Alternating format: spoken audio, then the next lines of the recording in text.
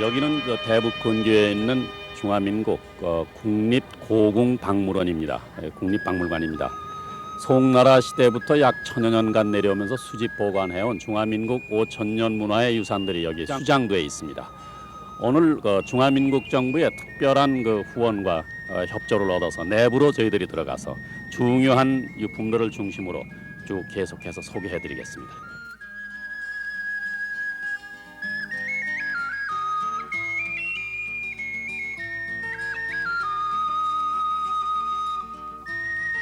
중화민국 국립고궁박물관이 세계 유명 박물관 가운데서도 특히 관심을 끄는 것은 그럴 만한 이유가 있어서입니다. 첫째, 이 고궁박물관의 유구한 역사 때문입니다. 여기 소장되어 있는 보물 가운데 어떤 건 벌써 1120년대 북송 왕실 기록에도 수록돼서 전해지고 있습니다. 송휘종 때부터 옛글과 옛글씨를 모아서 분류 보관하기 시작했다니까 1000년의 역사를 갖고 있습니다. 송원, 명, 청 그리고 20세기 대륙의 풍운 속에서도 고스란히 보존돼서 이곳 대만으로 옮겨진 이 보물들을 통해서 우리는 유장한 중국 문물의 화려한 전통과 과거를 한눈에 볼 수 있습니다. 이 박물관이 세계적인 이목을 끄는 둘째 이유는 그 소장품의 풍부함에 있어서입니다. 은나라, 주나라 때의 청동기, 진나라, 당나라 때의 글씨, 당송 이래의 그림, 송원 이후의 도자기, 더 거슬러 올라가서 은대 거북껍질 쇠뼈에 새긴 최초의 한자 유물 등등 60만 종이 훨씬 넘는 유물들이 잘 보존되어 있다는 사실입니다. 아시아 동부 대륙에 찬란하게 꽃피었던 중국 역사, 그 문명, 그 문화가 남긴 값진 유물들이 여기 고궁박물관에 잘 보존되어 있는 겁니다. 이 박물관의 셋째 번 자랑은 완전한 설비에 있습니다.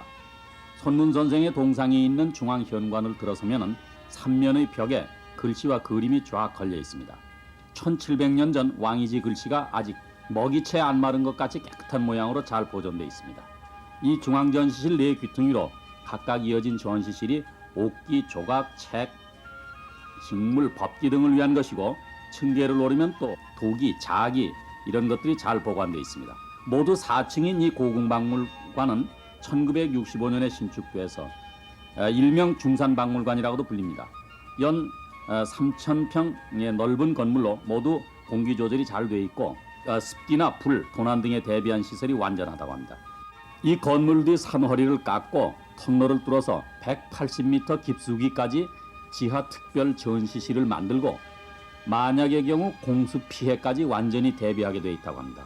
고궁박물관은 1000년의 역사, 수십만 건의 진품, 그리고 완벽한 시설을 자랑하는 세계적인 현대박물관입니다. 우리 역사에 오랜 동안 영향을 주어온 중국 문화 전통의 실제 모습을 직접 보는 데 큰 뜻이 있습니다.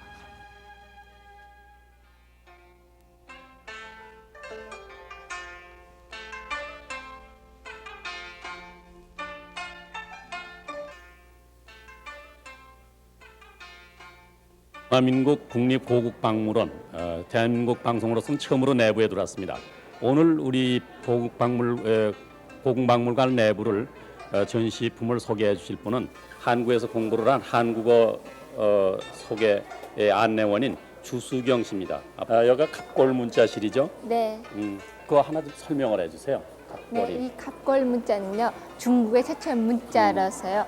이것은 중앙연구원 고고학자들이요, 중국의 하남성 부근에서 발견됐거든요. 발견 당시에는 10만 편이 이 갑골편은 발견됐지만요. 네. 여기서 소개하는 몇 편은 좀 파손되지 않고 완전한 것을 소개하는 것이에요. 이 갑골편은 말하자면요, 그 당시에 사용할 때는 전복이로 사용하는 것이거든요. 상나라 시대 거라고 네, 돼 있죠? 은나라요. 은나라. 네, 우리가 배운 건 여기서는 은나라. 네, 그렇죠. 중국에서는 상나라고称하고요. 한국에서 은나라고称하고 몇 있거든요. 년 전? 지금부터 3,500년 전. 지금부터 3,500년 전에 네. 저 거북이 배 뼈에다가 네. 한자를 처음으로 기록해 넣기 시작한 그렇죠. 거죠. 이 글자 보시는 것은요, 다 상혀 문자로 된 것이에요. 그러니까 여기서부터? 형태에 따라서 쓰는 글자거든요. 그리고요, 이 갑골 편을 보시면요, 이것을 점치대 사용하는 전복이라는 것은 왜냐면요, 이것은 은나라 사람은 굉장히 미신을 믿기 때문에 특히 은나라는 이 미신이 굉장히 강한 민족이라고 같이 할 수가 있어요. 그래서 내용이 뭐라고 되어 있습니까? 대부분 황실의 일상생활 내용하고요, 네. 국가대사 내용이 주저되어 있어요. 저 글씨는 전부 지금 풀이가 됐죠. 아니죠. 이 고고학자들이요 발견 당시에 이 갑골 문자는 모두 4,500자가 발견됐지만요. 네. 여기서 정말 해독할 수 있고 이해할 수 있는 것은 1,500자밖에 없거든요. 1,500자는 읽는군요. 네. 왜냐면 이 글자가 너무 심오하기 때문에요. 나머지는 아주 연구 중이에요. 네. 이게 은나라 때의 식기인가요? 네, 이것은 정이라고 칭하고 있거든요. 이제 여기서 보시면요. 여기에서는 은나서부터 소개하고 있지만요. 네. 실제로 이 정은요. 이 은나라보다 500년 이전에 하나서부터 발견된 것이 있어요. 아, 여름 하자 하나라. 네. 왜냐면 이제 하나라 물건이 첫째 실제 물건이 내려오지 못하기 때문에요. 또 두 번째는 그 당시에는 이렇게 많이 만들지 못했거든요. 그 당시 만들 때도요. 한 국가의 권력과 군자의 대력은 이제 한 뼘 정도, 한 네. 25cm 정도 크기가 되네요. 네. 그리고 여기에 은나라의 이제 청동기의 특색을 보시면요. 이제 우선 질이 굉장히 두껍게 만든 거고요. 화문은 수면문을 위주하는 것을 볼 수가 있어요. 무슨 무늬? 수면문, 수면. 동물 형태로 되어 있거든요. 네, 네. 수면문이요. 이 수면문 중에도 보시면요. 도철 화문이 많이 주어된 것을 도철은 보시면 뭘 나타내요? 이 도철한 것은요. 일종의 이제 상상의 동물이거든요. 이것은 이거 전설의 흉물이에요. 이렇게 꺾어져 가지고 안으로 이렇게 그렇죠. 여기서 보시면 도출 부분은 그의 눈이고 밑에는 큰 입이 있거든요. 그리고 여기 보시는 것은요, 그의 뿔이에요. 뿔을 보시면 여러 가지 뿔이 있거든요. 동물 뿔이요. 이제 소뿔 있고요.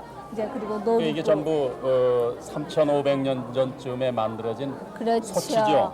네. 하지만 여기 용도를 보시면요, 제사 지낼 때 사용하는 제기예요. 네.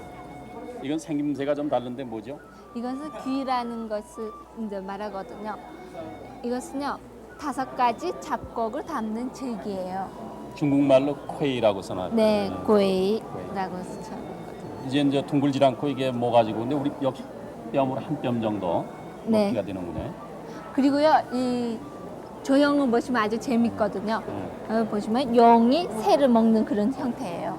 용이 새를 잡아먹는. 네.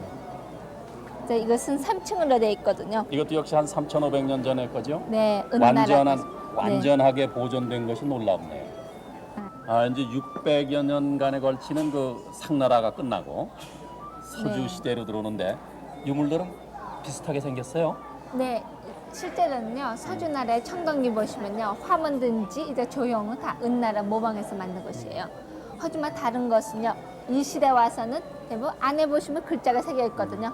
이 명물을 위조하는 것이에요. 아, 이제 그릇 속에다가 글씨를 써서 새겨 넣는 그렇죠. 그런 그릇들이 나오는군요. 하지만 이 글자는요 은나에서도 있어요. 하지만 그 당시에는 한자에서 50자밖에 없거든요. 아, 내용도 누가 누구에서 만든 내용 뿐이고요. 그래서 주나라 와서는 보시면요 내용이 아주 풍부하게 이제 써 있어요.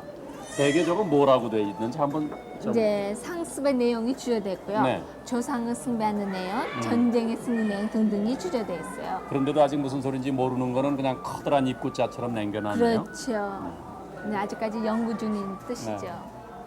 네, 지금 고궁박물관에 소장되어 있는 이 청동기 소장품이 작품 수가 4,389개가 있습니다.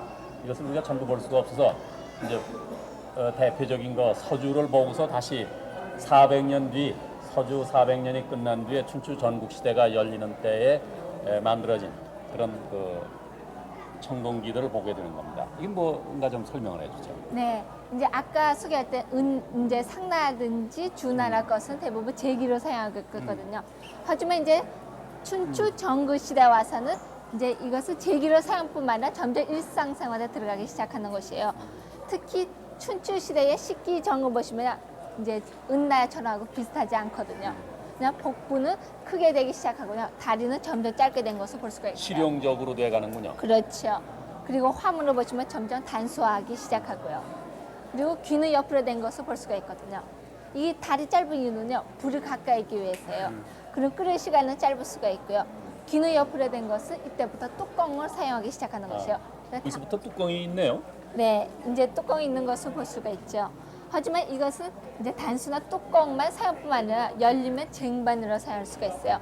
분홍이 활가하는 전국 시대로 들어오면 이 어떻습니까? 청동기들이. 네, 이제 전국 시대 와서는 보시면요.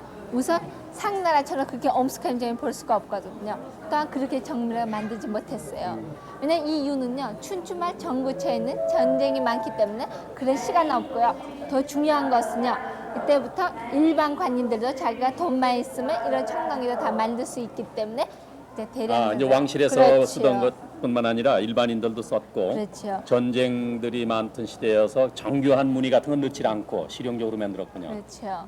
문주가 네. 끝나고 진나라 한나라 시대로 넘어서 여기 이것은 뭡니까? 이걸 가지고 설명을 합니다.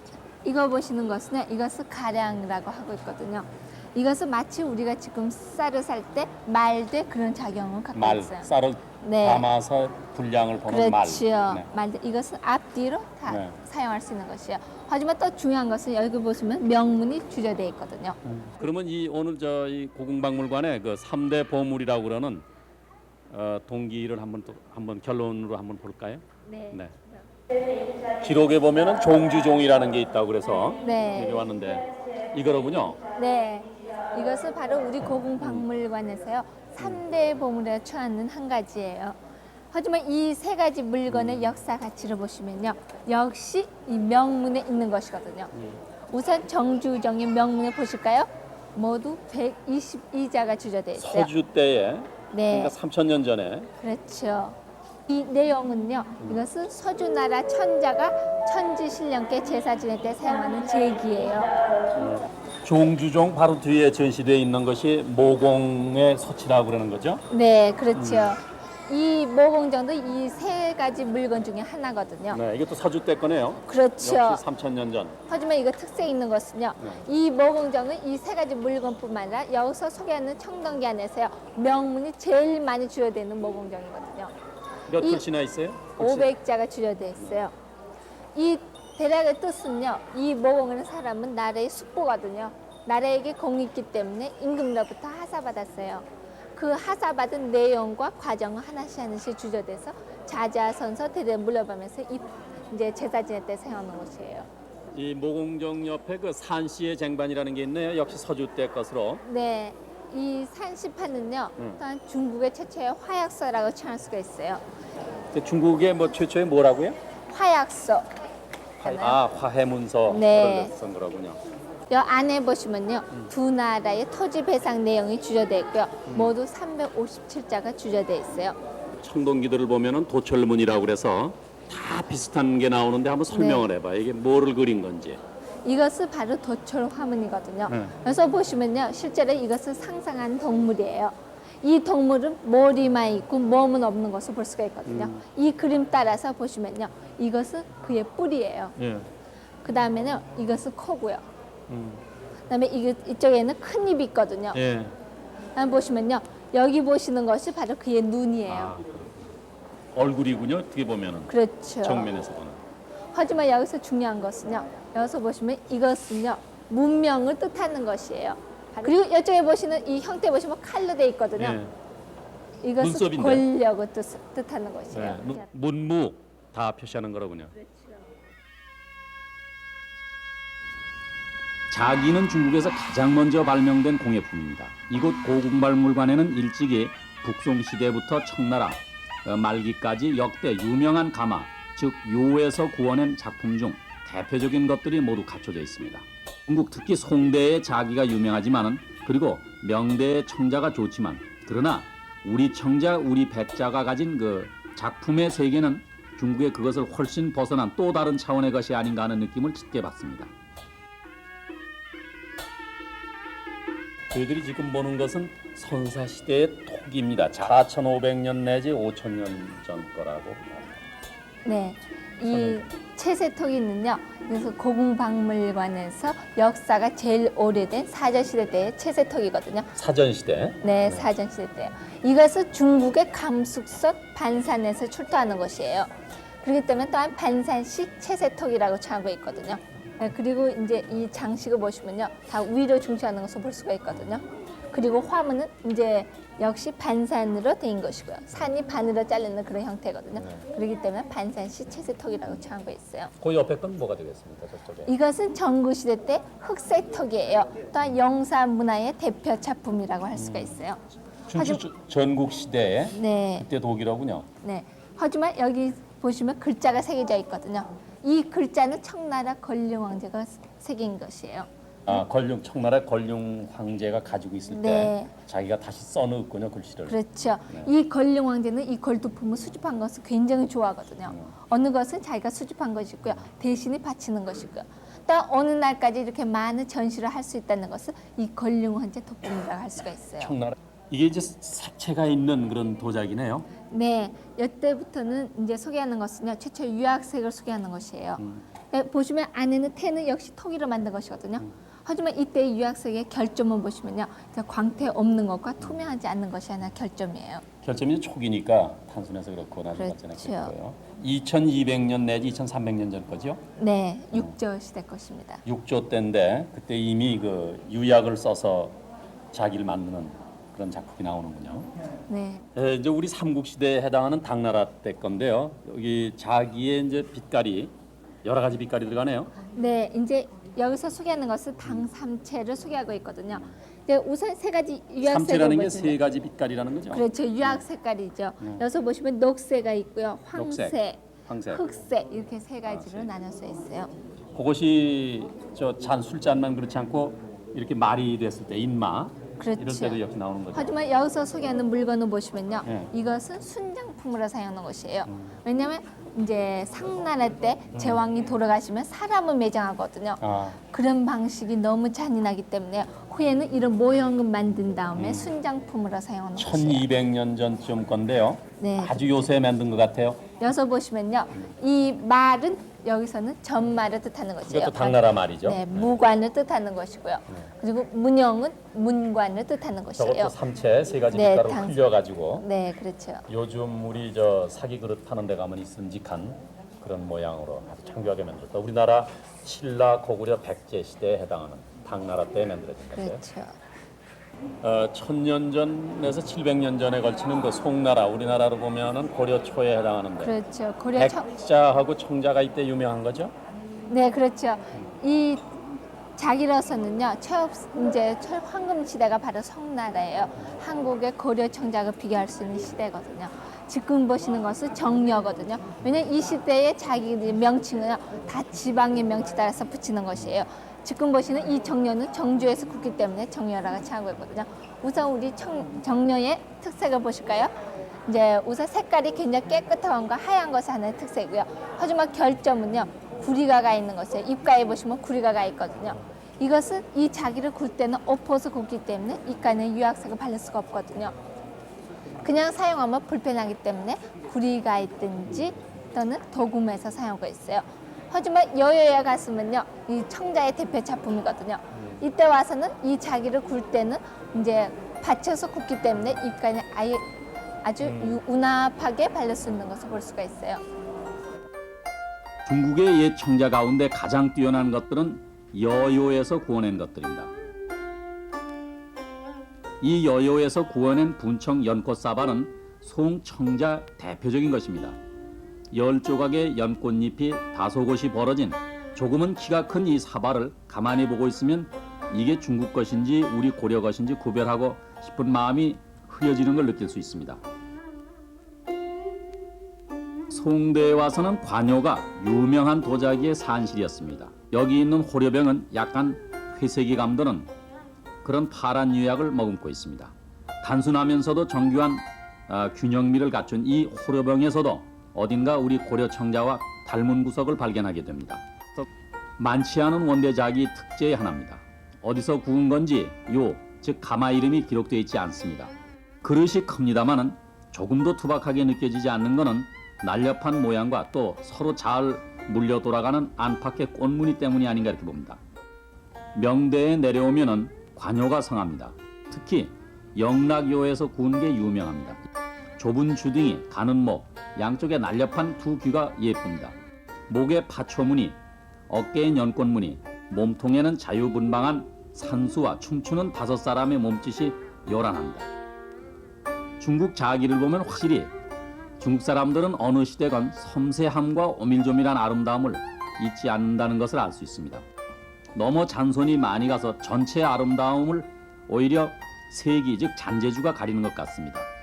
만들기 힘들인 만큼 정교한 건 그렇지만은 의젓함에 있어서는 좀 지나치다는 느낌이 듭니다.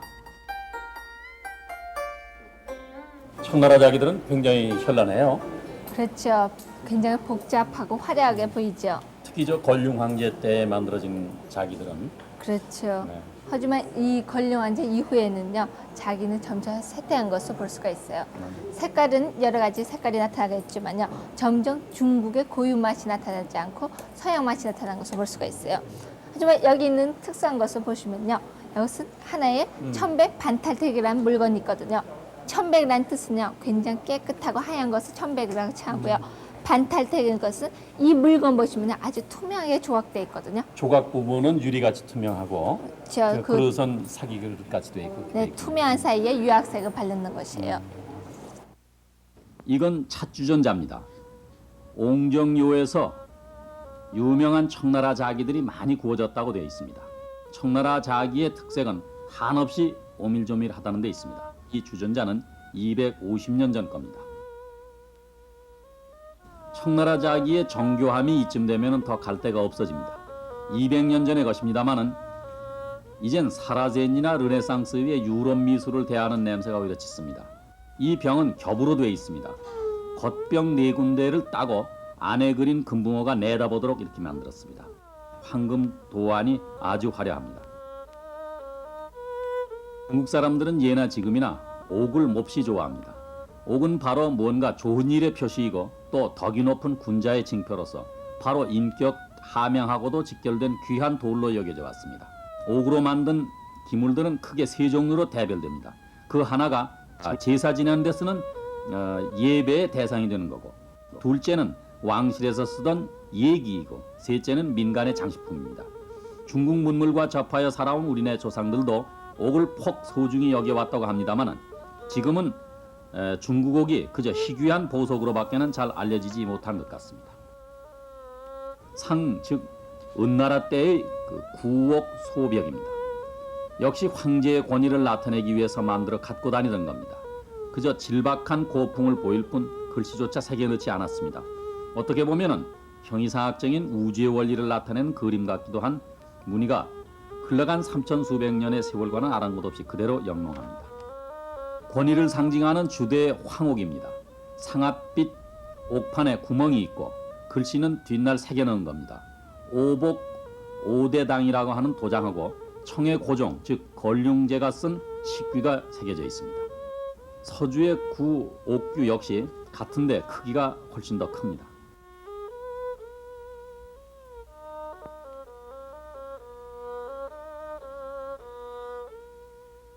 뒤에 도철무늬가 선명합니다.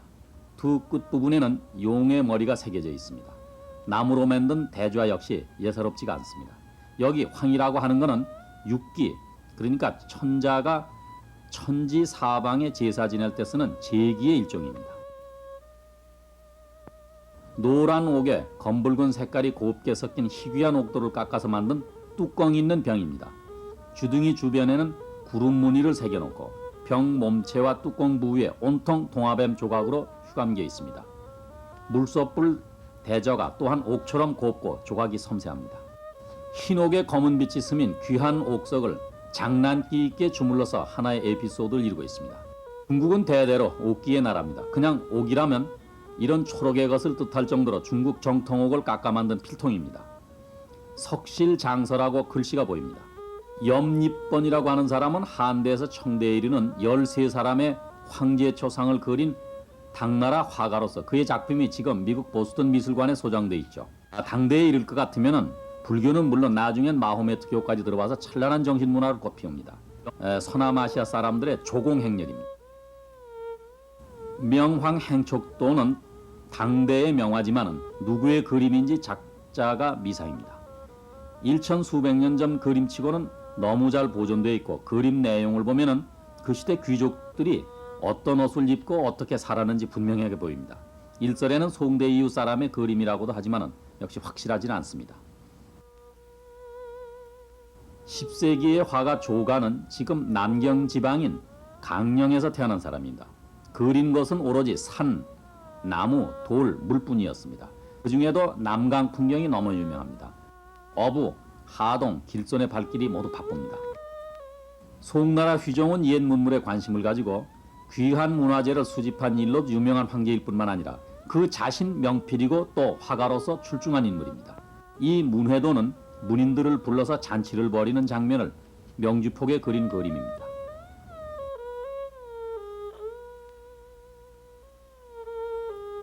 송나라, 그러니까 천년 전 어린이들이 어느 겨울날 매화나무 곁에서 놀고 있습니다. 조그만 고양이가 장난에 참견을 하는지 앙징스럽습니다. 누구의 그림인지 낙관이 없어서 작자 미상이긴 하지만은 귀중한 보물로 전해지고 있습니다. 원나라 방종이는 14세기 강서 사람입니다. 이 그림들이 대부분 비단폭에 그린 것이지만은 이 원대 방종이의 그림은 종이에 먹만으로 그린 본격적인 묵화라고 할 수 있습니다. 벼랑 위에 있는 정자, 그래서 고고정도라는 겁니다. 명나라의 변문지는 15세기 복건성 사람입니다. 국내 화가로 등용된 뒤 변문지는 특히 새와 꽃을 즐겨 그렸다고 합니다. 가는 선으로 윤곽을 두르는 그 나름의 필법에 통달할 뿐만 아니라 목의 농담법에 능해서 그림에 깊이를 더하고 생기를 더해준 화가로 유명합니다. 명나라 오비는 16세기 말 복건성 사람입니다. 글씨와 그림으로 당대 이름을 떨쳤던 인물입니다. 오빈의 그림은 선인의 그것을 모방하는 것이 아니라 실제 있는 그대로를 현장에서 사생해서 그리기 때문에 화폭에는 늘 생기가 흐른다고 전해지고 있습니다. 청나라 오력은 강소성 사람입니다. 그림 붓 하나하나의 움직임이 그대로 경건 그 자체일 정도로 흐트러짐이 없어 보입니다. 흰 구름에 정상이 가려진 푸른 산이라고 제목을 달았지만은 산에 그치는 게 아니라 그 속에 인간의 어떤 염원 같은 꿈이 서린 듯 볼수록 우리의 마음을 끌어잡아당기는 그런 계곡들이 있습니다.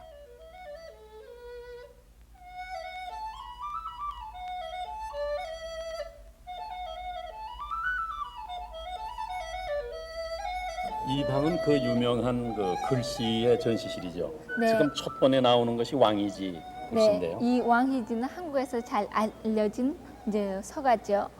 이 왕희지는요 처서 행사 해설을 잘 쓰거든요.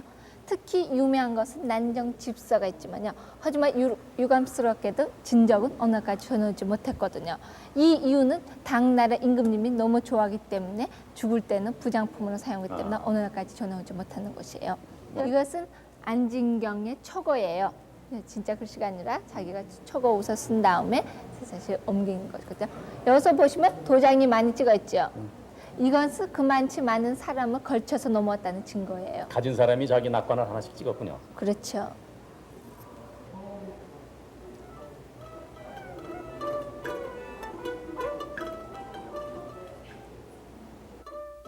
이건 당대에 쓰여진 해서입니다. 명필 서훈은 1200년 전 절강 사람입니다. 서훈은 당대가 자랑하는 초서 예서의 명필입니다. 지금 보시는 글씨는 그러나 그의 해서 가운데 하나입니다. 이건 송휘종 글씨입니다. 독특한 글씨입니다. 수금체라고 글씨 획에 살이 안 붙은 간결한 뼈대만이 쇠꼬챙이 같다고 해서 붙인 이름입니다. 어느 획, 어느 선 하나 맥없이 흘러간 곳은 한 군데도 없습니다. 휘종은 도교를 숭앙하고 글씨는 물론 그림에도 대성해서 100예에 통달한 인물이었습니다. 100가지 예술에 통달했다는 인물입니다. 학문도 깊었다고 하지만은 국내 간신들이 득세하는 바람에 정사는 다소 문란했던 것 같습니다. 양유정의 행서체입니다. 실언고시 한수입니다. 원나라 때 인물이지만은 절강성 사람으로 원황실에 낮은 벼슬을 하기도 했습니다. 유명한 구양수가 쓴 해서입니다. 사마광한테 보낸 편지죠. 구양수는 11세기 송나라의 명필입니다. 스스로 주용이라고 호를 붙여가지고 있었고 늙어서는 육일거사라는 이름으로 글씨를 썼습니다. 구양수는 글씨만이 아니고 글에도 조예가 깊어서 천하 문장가로도 날렸습니다.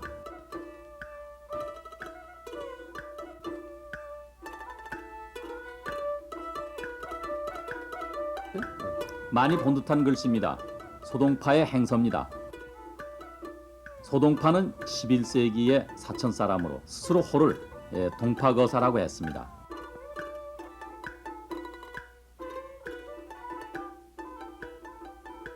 (10여만) 점의 그 보물을 가지고 있는 중국의 그 고궁박물원, 자유중국의 호의와 협조로 저희 KBS가 안에 들어와서 소개를 해드렸습니다만은 시간과 여러 가지 사정상 전부를 보여드릴 수 있는 건 도저히 불가능합니다. 여기를 찾아와서 보더라도 몇십 달이 걸린다고, 몇 년이 걸린다고 하는 박물관입니다. 그래서 오늘은 중요한 도자기와 청동기 문화시대 유물, 그리고 글씨를 주로 이렇게 같이 봤습니다. 오늘 해설을 해주신 주숙영 씨는 서울에서 공부를 한 중화민국 박물관의 안내원입니다. 여러분 감사합니다. 감사합니다.